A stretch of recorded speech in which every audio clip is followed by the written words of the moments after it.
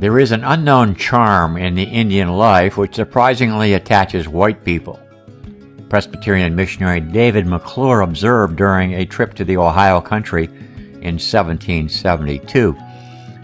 Those especially who have been captivated in early life. Although experiences varied, many captives of European or African descent, particularly those adopted to replace deceased kin, were surprised at the indulgent treatment they received from their captors. Recalling his experience as an adopted member of an Ohio Mohawk family, Pennsylvanian James Smith wrote, quote, "I never knew them to make any distinction between me and themselves in any respect whatsoever until I left them."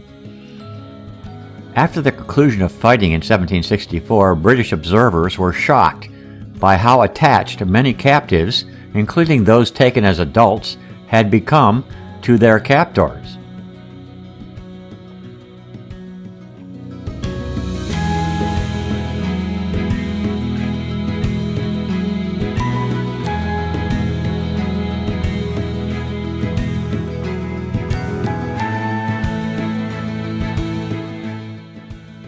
During the French and Indian War in spring 1755, Mary Jemison, at age 12, was captured with most of her family in a Shawnee Frenchman raid in what is now Adams County, Pennsylvania. Her family later, on a march, was brutally killed and scalped. She and an unrelated young boy were adopted by Seneca families. She became fully assimilated, marrying a Delaware or Lenape, and after his death, a Seneca man. She chose to remain a Seneca and retold her story later in an account that can be viewed a classic telling of colonial mishap and survival. Sometimes, in reading the narrative Mary gives of her life, a person cannot avoid a choking feeling and sadness. Tragedy and brutality was always lingering in the early 18th century forests of western Pennsylvania and New York before the next calamities of the Revolutionary War washed over the land. Mary's account of her experiences, however, mingles the awful and destructive with the redeeming qualities of fortitude and adaptability.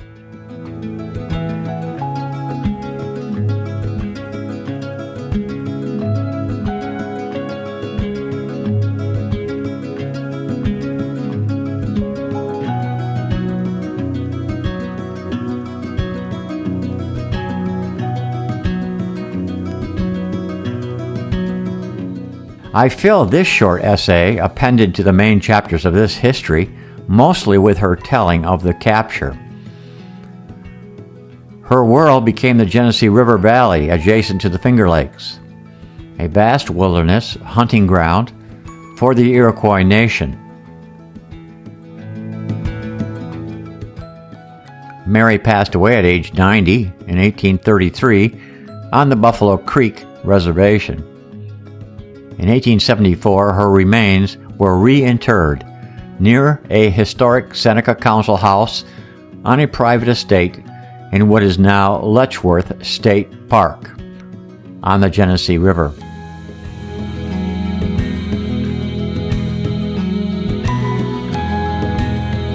A few short months after Goyasuta and George Washington's first meeting, the young Virginians' attack on a detachment of French soldiers on Laurel Ridge sparked a conflict that would soon engulf much of the world.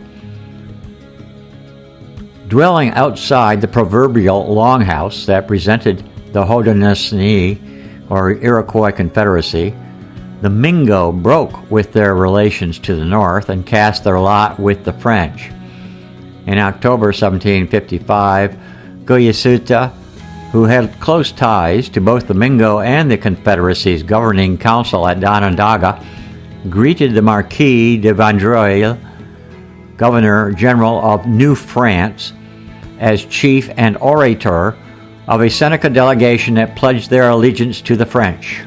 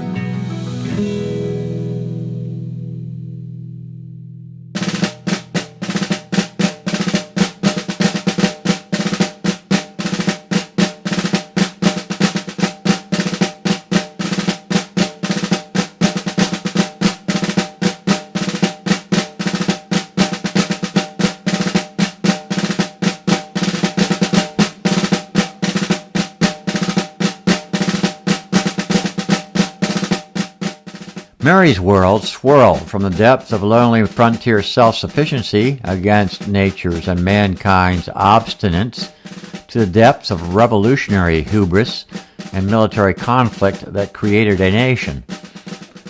She was both a white woman and a Native American, and straddled both characters successfully for 90 years. Her native husbands and children grew up mostly in Seneca and Iroquois Confederacy intrigues that fostered war leaders including Chief Joseph and Molly or Mary Brant and George Washington. Mary Jemison's life straddled two states, Pennsylvania and New York, and two centuries, 18th and 19th. Two military enclaves administered justice and injustices at two gateways to the frontier. Fort Duquesne, French, became Fort Pitt, British, during the French and Indian Wars around 1758, and Fort Niagara, a New France base at the mouth of Lake Ontario, was overtaken by the British the next year in 1759. The British fostered alliances with the Iroquois Confederation. The French gave way to the leadership of the Continental Army. And Mary, well, she fed natives and Europeans alike.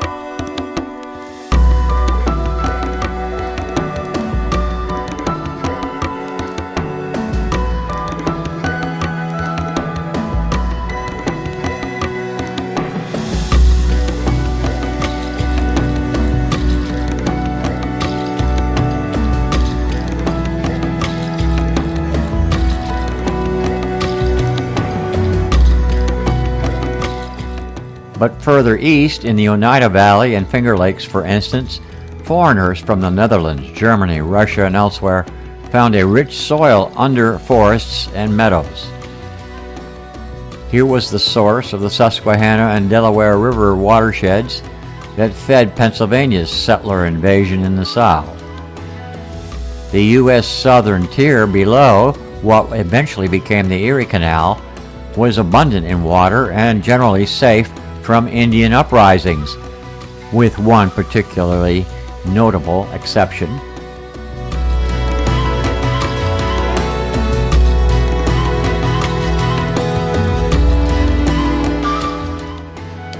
The Cherry Valley Massacre was an attack by British and Iroquois forces on a fort and town of Cherry Valley on Schoharie Creek in central New York on November 11, 1778, during the American Revolutionary War. Captain Walter Butler, son of John Butler, the commander, was marked by one of the most brutal frontier massacres of the war. There has been some sympathy, though, for his assertions that he had virtually no control over the Senecas and Mohawks who had joined a mixed force of Loyalists and British soldiers, the 8th Regiment on foot. During the raid, according to most accounts, the Seneca in particular targeted non-combatants. At least 30 or more inhabitants were killed. Butler's authority with the indigenous people was in part undermined, some said, because he quarreled with Joseph Brant, the Mohawk leader. Butler repeatedly maintained that he could not stop the atrocities.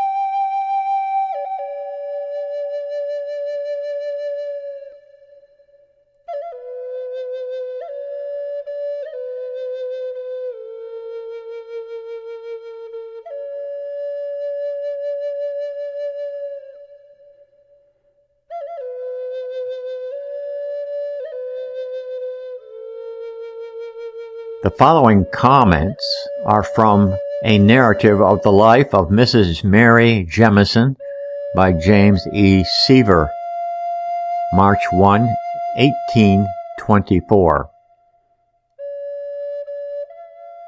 At the close of the Revolutionary War, all that part of the state of New York that lies west of Utica was uninhabited by white people, and few indeed had ever passed beyond Fort Stanwix, except when engaged in war against the Indians, who were numerous and occupied a number of large towns between the Mohawk River and Lake Erie.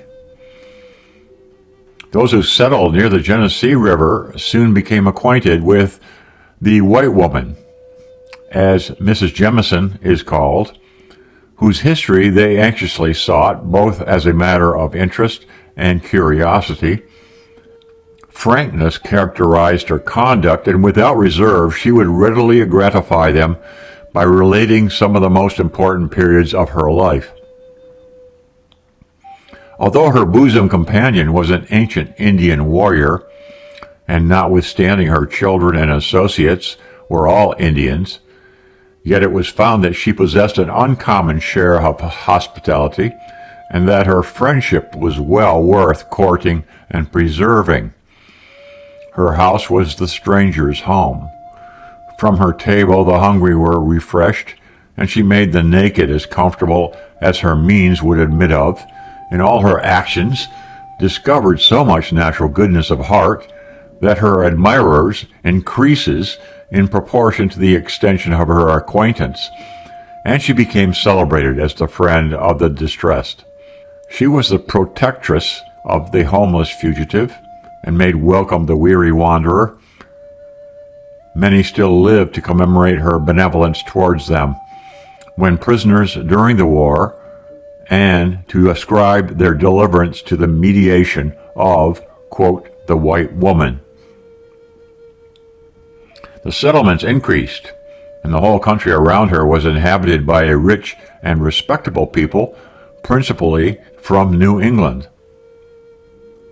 40 years had passed since the close of the Revolutionary War, and almost 70 years had seen Mrs. Jemison with the Indians, when Daniel W. Bannister, Esquire, at the insistence of several gentlemen, and prompted by his own ambition to add something to the accumulating fund of useful knowledge, resolved in the autumn of 1823 to embrace at that time, while she was capable of recollecting and reciting the scenes through which she had passed, to collect from herself and to publish to an accurate account of her life. I was employed to collect the materials and prepare the work for the press. Time was busily occupied in taking a sketch of her narrative as she recited it.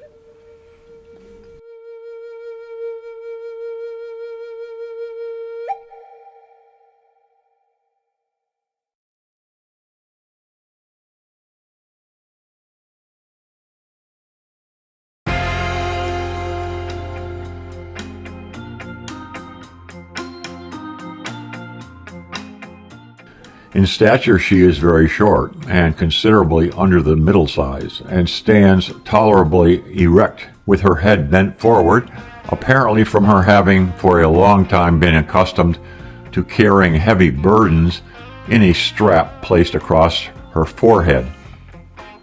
Her complexion is very white for a woman of her age, and although the wrinkles of 80 years are deeply indented in her cheeks, yet the crimson of youth is distinctly visible. Her eyes are light blue, a little faded by age, and naturally brilliant and sparkling. Her sight is quite dim, though she is able to perform her necessary labor without the assistance of glasses. Her cheekbones are high and rather prominent, and her front teeth in the lower jaw are sound and good. When she looks up and is engaged in conversation, her countenance is very expressive. But from her long residence with the Indians, she has acquired the habit of peeping from under eyebrows, as they do with the head inclined forwards. She informed me that she had never worn a cap nor a comb. She speaks English plainly and distinctly, with a little of the Irish emphasis, and has the use of words so well as to render herself intelligible on any subject with which she is acquainted. Her recollection and memory exceeded my expectation. Her passions are easily excited. At a number of periods in her narrative, tears trickle down her grief-worn cheek, and at the same time, a rising sigh would stop her utterance.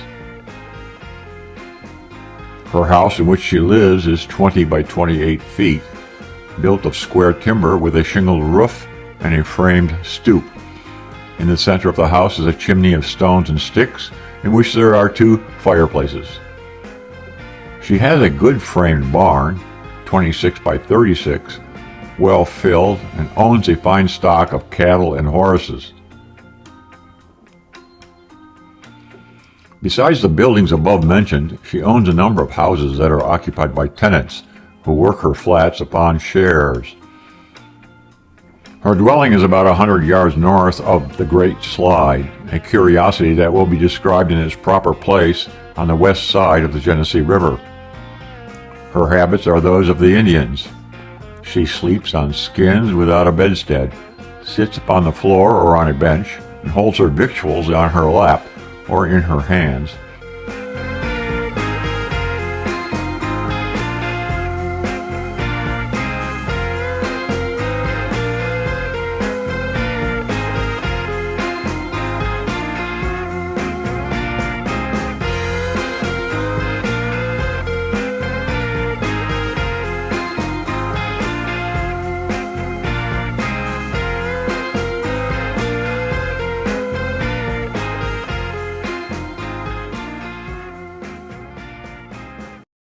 Her ideas of religion correspond in every respect with those of the great mass of the Senecas.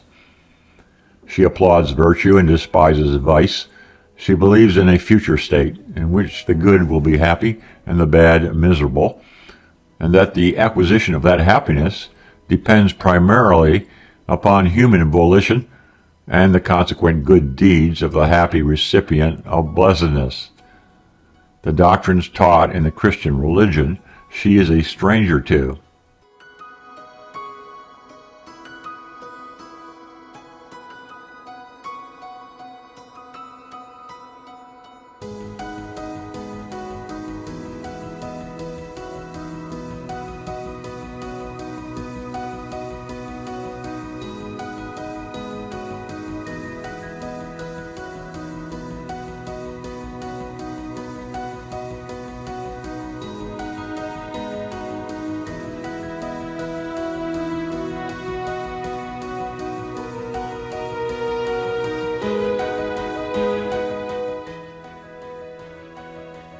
Mary was abducted by native Indians at age 12. Her parents, Irish-born, landed in Philadelphia in 1742.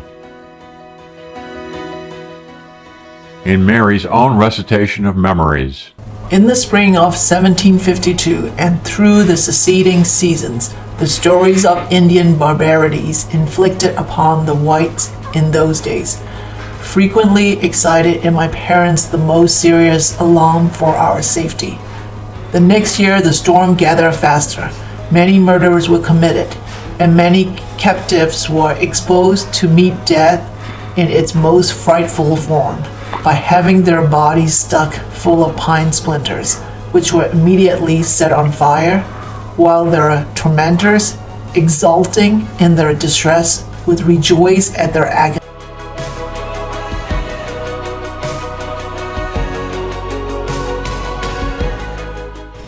In 1754, an army for the protection of the settlers and to drive back the French and Indians was raised from the militia of colonial governments and placed under the command of Colonel George Washington.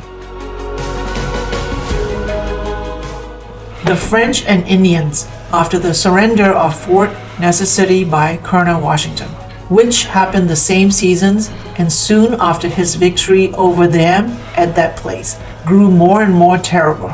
The death of whites and plundering and burning their property was apparently their only object.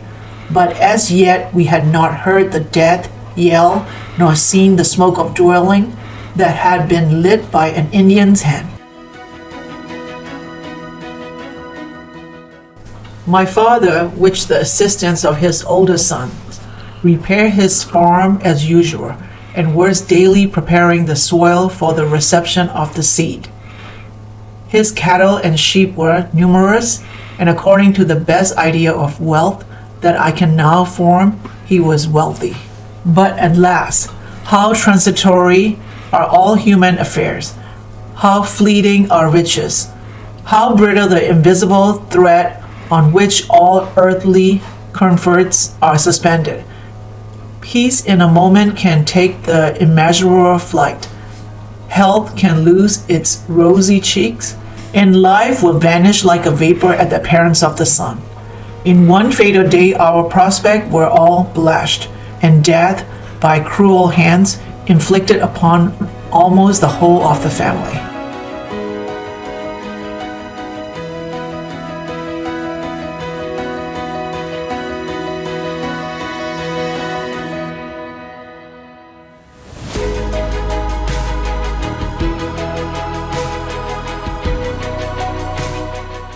They first secure my father, and then rush into the house, and without the least resistance made prisoners of my mother, Robert, Matthew, Betsy, the woman and her 3 children, and myself.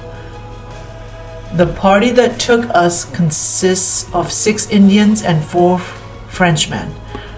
On our march that day, an Indian went behind us with a whip with which frequently lashed the children to make them keep up. In this manner we traveled till dark without the mouthful of food or a drop of water. Although we had not eaten since the night before, whenever the little children cried for water, the Indians would make them drink urine or go thirsty.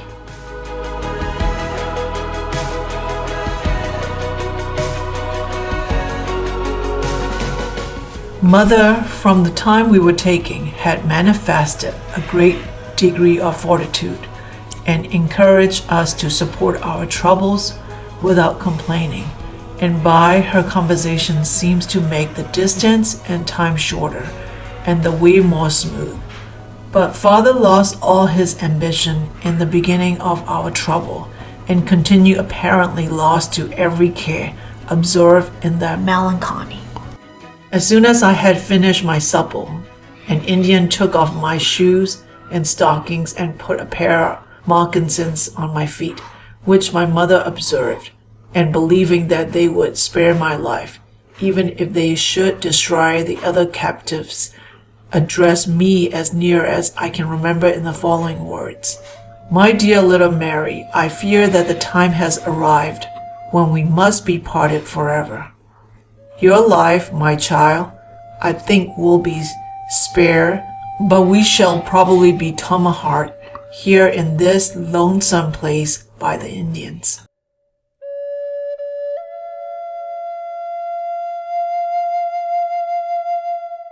During this time, the Indians stripped the shoes and stockings from the little boy that belonged to the woman who was taking with us, and put moccasins on his feet, as they had done before of mine. I was crying. An Indian took the little boy and myself by the hand to lead us off from the company, when my mother exclaimed, "Don't cry, Mary, don't cry, my child. God will bless you. Farewell, farewell."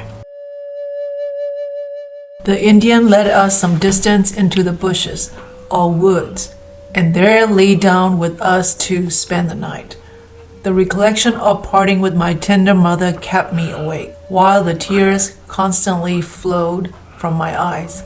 A number of times in the night, a little boy begged of me earnestly to run away with him and to get clear of the Indians. Early the next morning, the Indians and the Frenchmen that we had left the night before came to us. My suspicions as to the fate of my parents proved too true, for soon after I left them, they were killed and scalped, together with Robert, Matthew, Betsy, and the woman and her 2 children, and mangled in the most shocking manner. When the Indians had finished their supper, they took from their bag the number of scalps and went about preparing them for the market, or to keep without spoiling, by straining them over small hoops which they prepared for that purpose, and then drying and scraping them by the fire, having put the scalps yet wet and bloody upon the hoops, and stretched them to their full extent. They held them to the fire till they were partly dry, and then with their knives commenced scraping off the flesh. And in that way they continued to work, alternately drying and scraping them till they were dry and clean. That being done, they combed their hair in the neatest manner, and then painted it and the edges of the scalps yet on the hoops red. Those scalps I knew at the time must have been taken from our family by the color of their hair. My mother's hair was red, and I could easily distinguish my father's and the children from each other.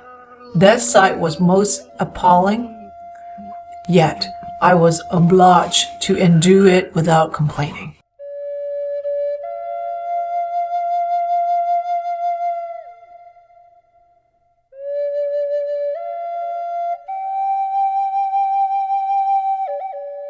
We came in sight of Fort Pitt, where we were halted while the Indians performed some customs upon their prisoners which they deemed necessary.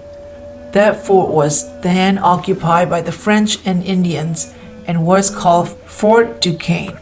It stood at the junction of the Monongahela, which is said to signify in some of the Indians' languages the falling in banks, and the Allegheny, where the Ohio River begins to take its name, signifying bloody.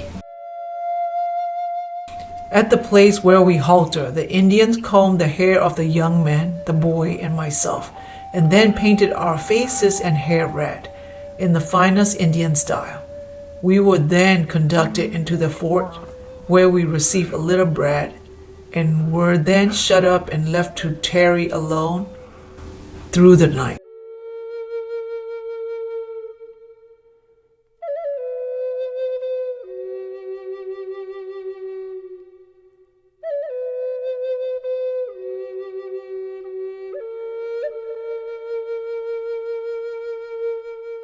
Mary eventually was liberated, but elected to stay with the Senecas, partly because her eldest warrior son was not allowed to go.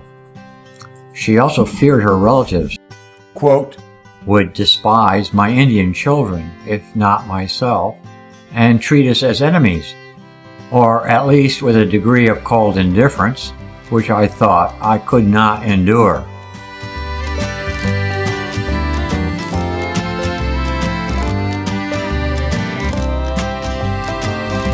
La mer me sépare du bonheur et déverse vagues sur mon cœur. Je suis perdu, je me sens déprimé. Au ce paradis, je veux y goûter. Le soleil chez moi me répond et je crois que quelqu'un dit mon nom. Même d'ici vous tous je vous entends dans mon sang, dans mon sang, dans mon sang. La mer me sépare du bonheur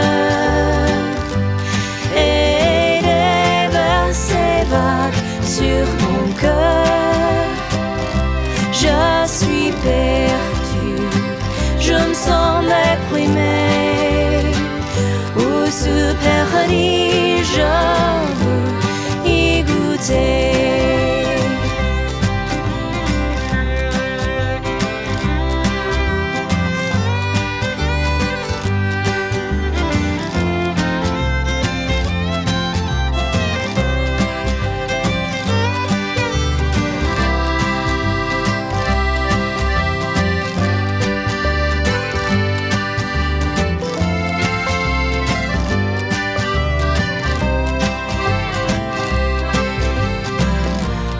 Chérie, sais-tu que je t'appelle? Je me demande pourquoi ils sont si cruels. Je suis loin de ma patrie verdoyante et elle me hante, elle me hante, elle me hante. La mer me sépare du bonheur et déverse vagues sur mon cœur. Je suis perdu, je me sens déprimé. Où ce paradis, je veux y goûter. Et je laisse mes soucis de côté. Paradis, je veux y goûter.